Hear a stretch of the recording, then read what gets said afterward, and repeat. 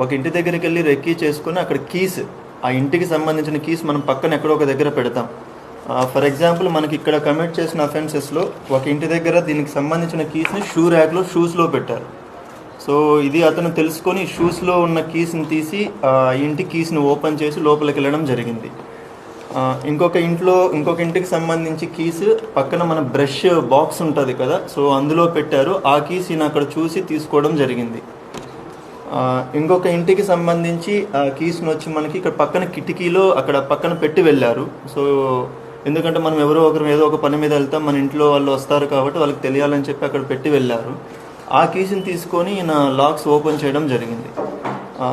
ఇంకొక ఇంట్లో వచ్చేసి దాని లాక్స్ వచ్చి మనకి ఎలక్ట్రికల్ మీటర్ ఉంటుంది కదా, ఎలక్ట్రిసిటీ మీటర్ ఏదైతే ఉంటుందో దానిపైన పెట్టి ఉన్నారు. సో అక్కడ నుంచి ఆయన అది తీసుకోవడం జరిగింది. సో ఈయన ఒకసారి లాక్ ఓపెన్ చేసిన తర్వాత ఇంటి లోపలికి వెళ్ళిన తర్వాత